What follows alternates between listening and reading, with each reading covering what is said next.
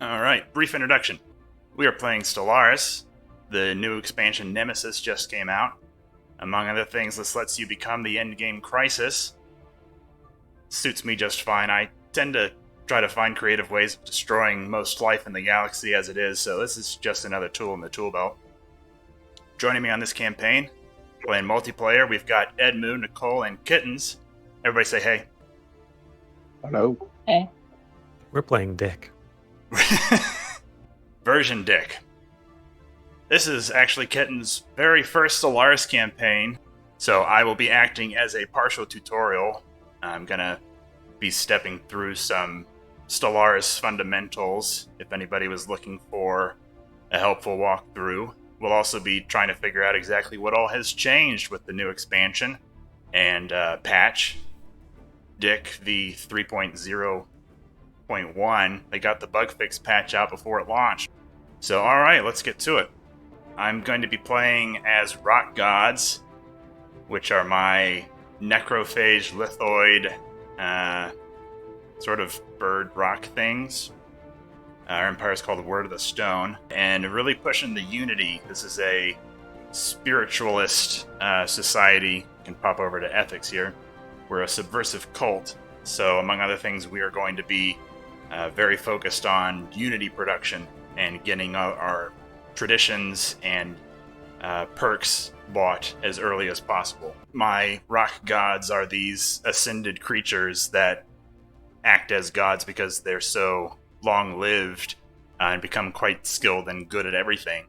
And then serving them are these avian creatures on this planet that they've developed on that are essentially subservient and sort of worshipping masses that work on the lower class level, with the hope of one day being raised up. A select few every 10 years, I think it is, get raised up to join the ranks of the rock gods. One of the ways that I really push my economy is really trying to ramp up that trade value, as you'll see when I start playing. And so having a bunch of my lower class workers in the trade value clerk spots, I fill out a lot of those spots to keep them employed, and that winds up generating a lot of trade value for my race. Alright, commence tutorial. So the very first thing I do is I see where I have spawned in the galaxy, and I am in the very edge of the galactic rim here. I am potentially going to have a hard time doing what I do from here, especially depending on who my neighbors happen to be.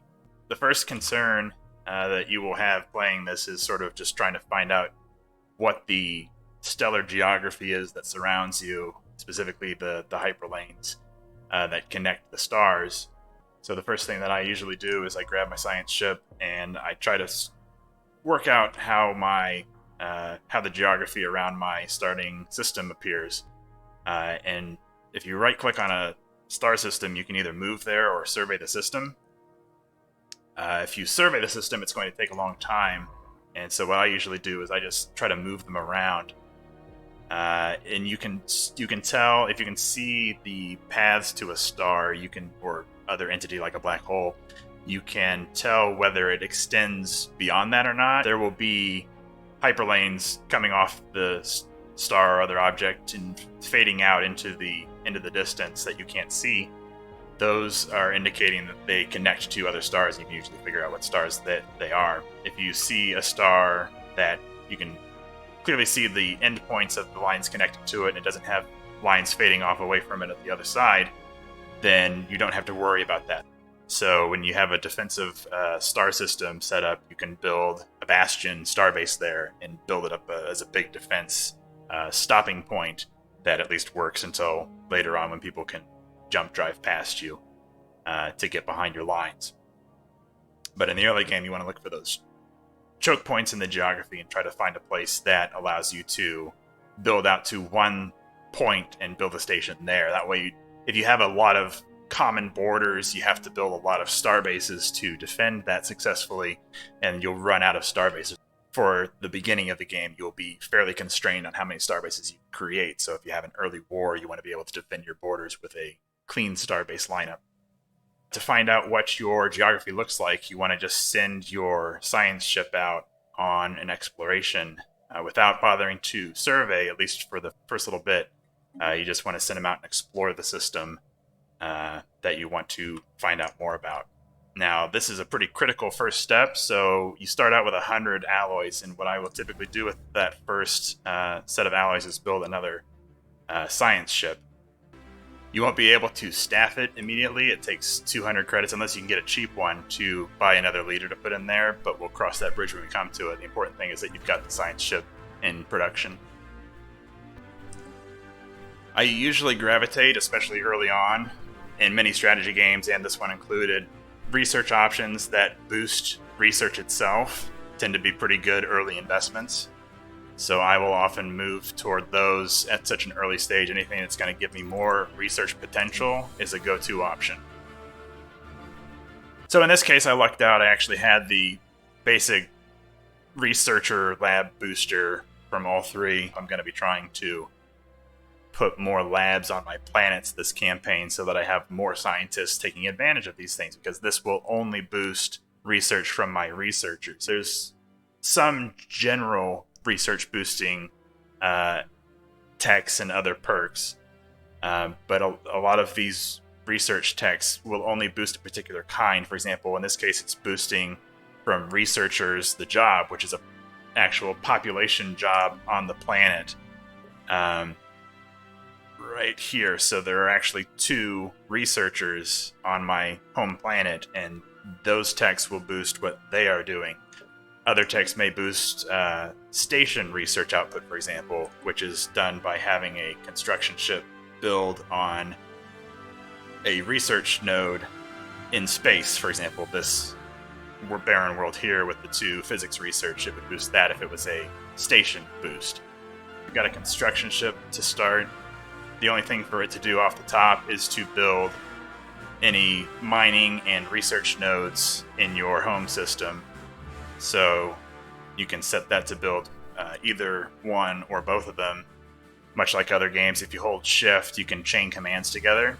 And then the only other thing to do before starting is to take a look down the left side panel that sort of pops out when you mouse over it.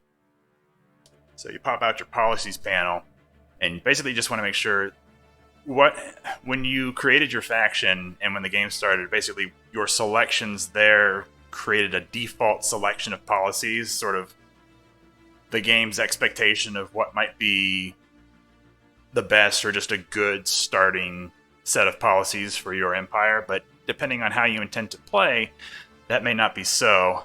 So what you want to do is, before you even unpause the game the first time, is take a walk through your policies and make sure that everything actually conforms to what you would want to have your empire operate with as a set of policies. Looking through my own, mercantile as a diplomatic stance is decent for me. I'm really going to, like I said, push the trade value for my economy.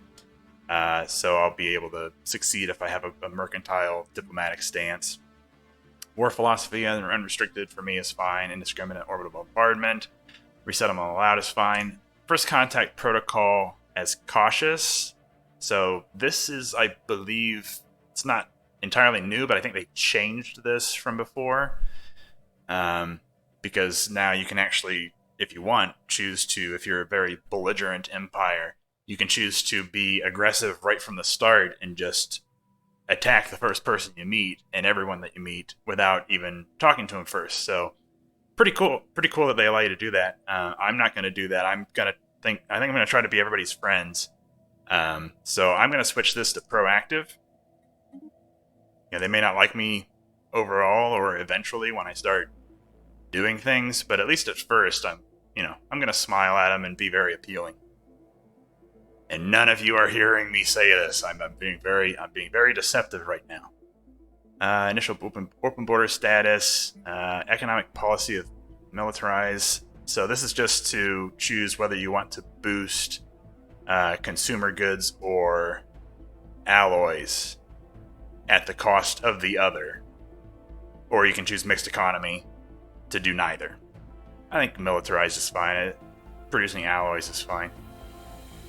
Either that or just mixed, I'm not sure. I'll leave it as it is for now.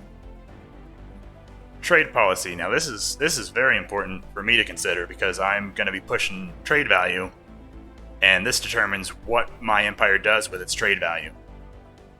So trade value can either become just straight energy credits, which is the primary currency of the galaxy. I guess we buy things with batteries. I'm not entirely sure what the concept is, but that seems to be what we do. It's the universal currency of energy. Or I can choose to have it split between half energy and a quarter of consumer goods or unity. And now, because I'm the spiritual empire here of the rock gods, really pushing that unity production, I'm going to switch this to Marketplace of Ideas and see if I can get some early unity production going with my excess trade. Robotic workers allowed. At this stage, this doesn't matter. There are no robotic workers unless you create an empire that starts with them. Refugees, citizens only. Population controls allowed. Slavery allowed. And displacement purge only, which is either that or prohibited, so I'm good with that. After policies are edicts, there's really nothing to do here. I think, unless there are special exceptions, the only initial edicts cost influence, and your influence off the top is precious to you. You want to have as much influence as possible to build starbases. You will be throttled on how quickly you can land grab, primarily by how quickly can you generate influence.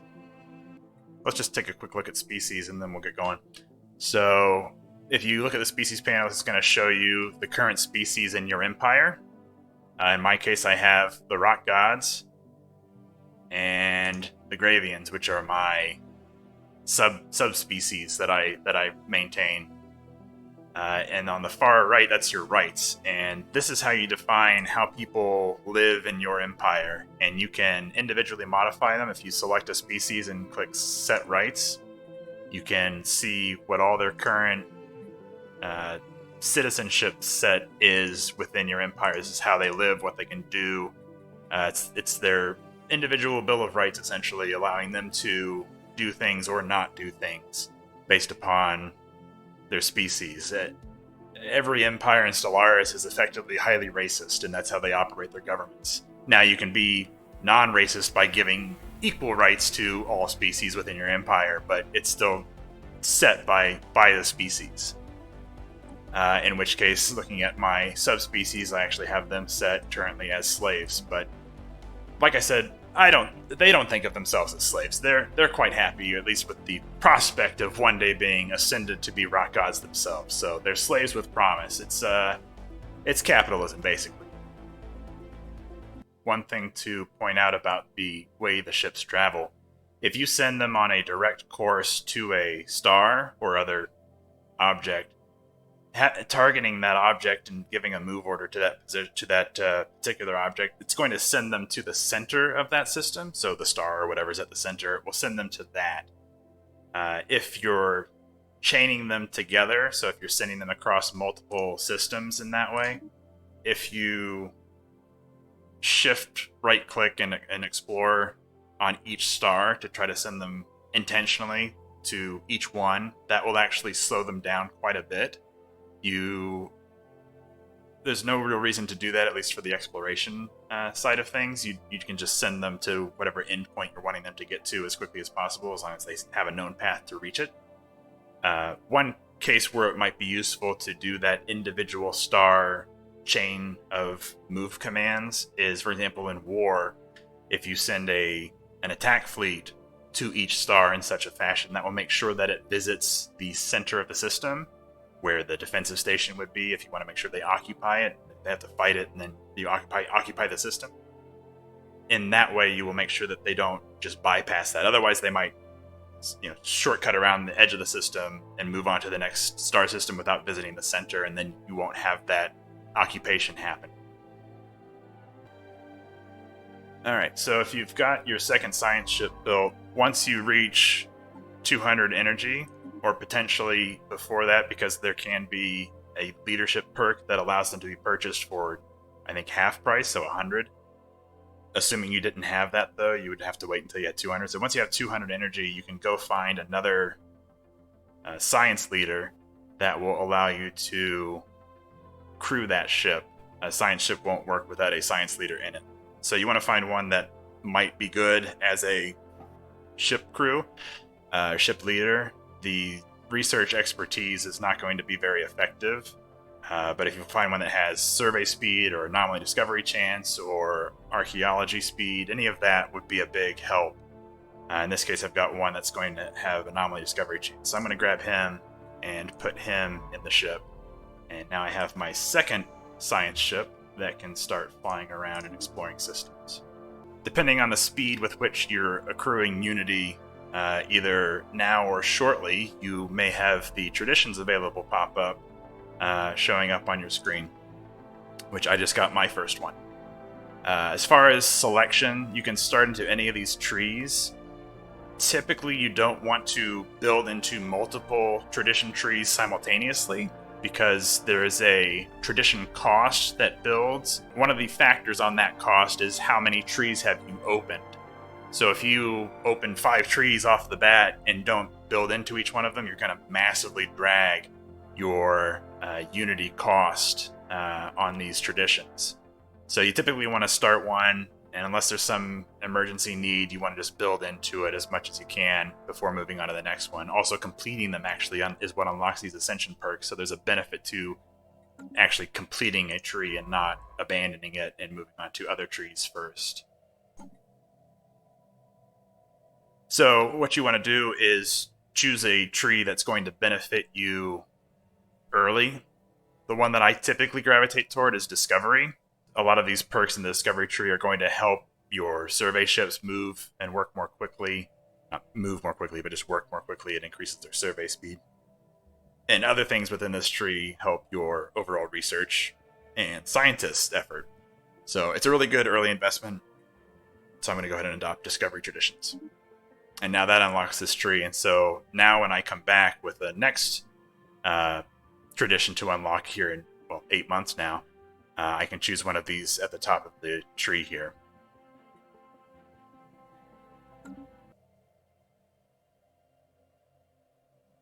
Okay, I'm actually seeing now where my geography is, and I know what to build towards, so I'm actually going to pull my research ships back at this time and start looking at actually surveying these systems. My selection of these systems is based upon the geography that I've now uncovered, and I can see where my potential choke points are. For example, if there's somebody chilling in the Abanus Nebula right over here, that's going to cause me a problem if they start building this way and hit these stars here and just block me off. So I'm basically, because this is secure to me, there are no outlets over here, I'm just going to start surveying these stars in this black hole toward this direction to make sure that I take claim on these stars as my critical geography so that I don't get blocked in. The risk is that because you have to fully survey a star system in order to take control of it, you have to go through a potentially lengthy process with some of these star systems in order to secure them. As I discovered the precursor chain, which I will be able to start investigating, there is a series of artifacts somewhere in my local stellar geography here to discover, and that will start to populate as I find them through pursuing and unlocking anomalies that my exploration ships find. I will be able to find these 6 artifacts that it names here, that it lists here, 0 out of 6. And if I complete that, the precursor chains are kind of unique. If you get one, it usually resolves in a special system showing up somewhere nearby that you can go discover, and it will usually have some great boost in it. Like, aside from being just another system, it might have like a abandoned ring world in it or something. You don't have to do a big push for military buildup off the top of the game, but you don't want to be extremely weak. One, there can be a couple of hostiles that you can encounter that aren't, there's super strong hostiles that you can encounter, like a Leviathan, that you just need to leave that guy alone and make that system off limits for the good first part of the game. But other lesser threats you can go ahead and encounter. Wow. Okay. One of my science ships already exploded. and that's always a big loss. The science ship, whatever, but my species losing leaders is always a sad thing because they're a long haul. I have to grow them up from nothing. All right, building a new science ship.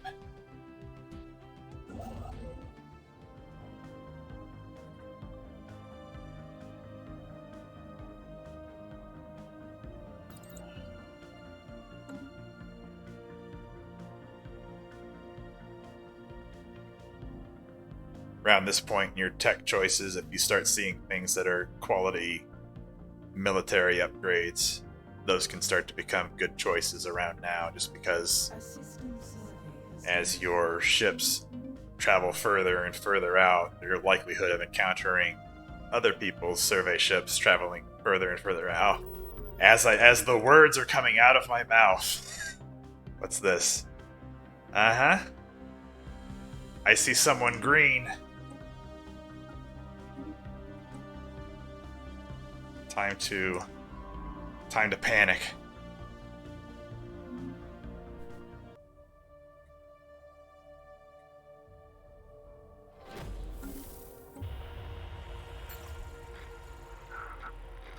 Oh.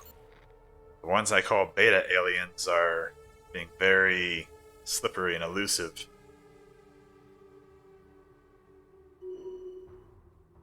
Oh, I can see them now. They're duckbill, no eyes, star faces, star heads. Is that racist? That sounded racist. Construction venture completed.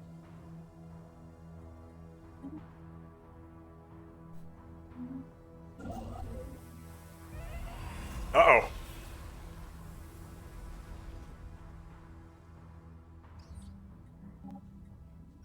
A system survey has concluded. Oh, okay, so science ship hostilities are a thing. Oh yeah, science ships can blow up other science ships. Okay, I didn't realize that. The beta aliens just hijacked my... Oh. That's a construction ship. Okay. Well, this is dangerous. Now I definitely need to hurry. I need 13 influence.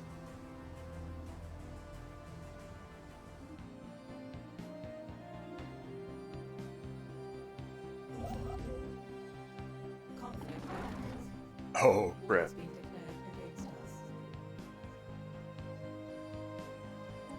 Wartime. A spaceport has been lost. Oh, this is bad. Construction venture completed.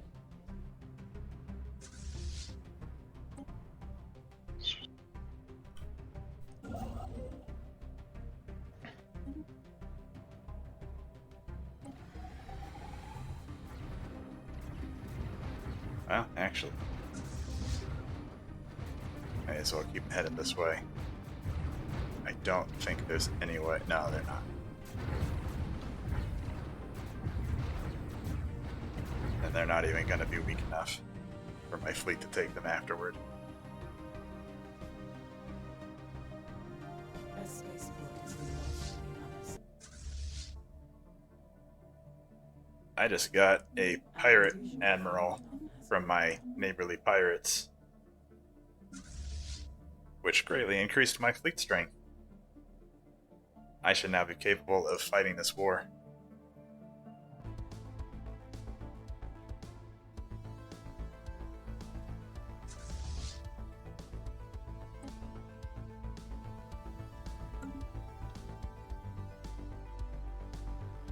A belligerent fleet has been engaged.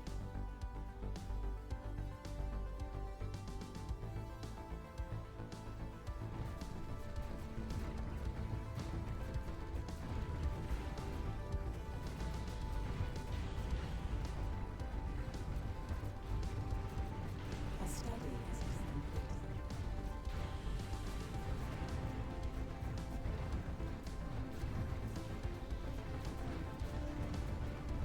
I'm able to take out their weaker fleets without much trouble at all.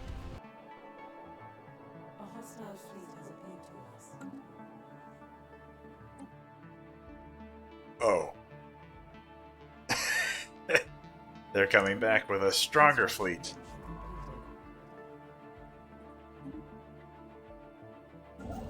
It's unfortunate.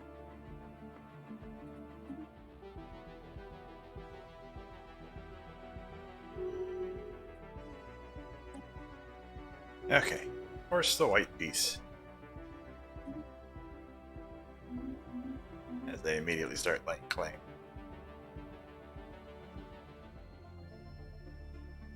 At this point, with an abundance of some resources and no longer needing quite as much influence as my land grab has ended, being wedged into the space I have available, I've one of the edicts, the research subsidies, I've activated that one now, and then a handful of these other ones that cost other resources I've been collecting.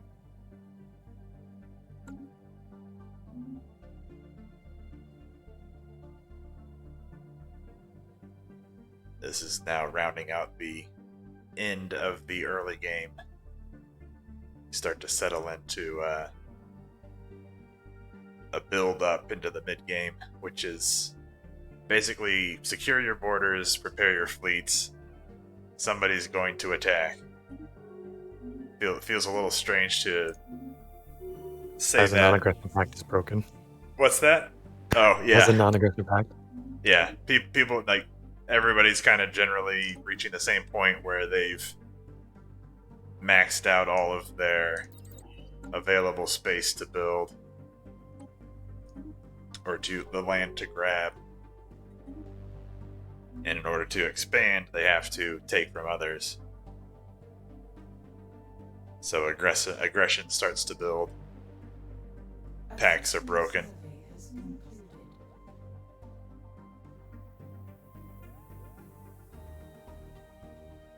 I have to say, I still see impressively little of the galaxy for this late in the game. I'm really enjoying that. I have these little glimpses of the empires that join the community, but there's a good chunk of the galaxy directly opposite from me that is just completely blank.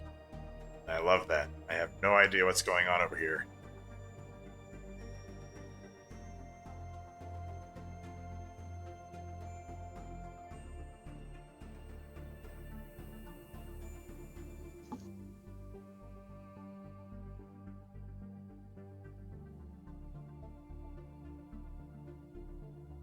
I only know a lot about my neighbor that I have really good relationships with, and my neighbor that I have really bad relationship with, and hence a powerful spy network is employed.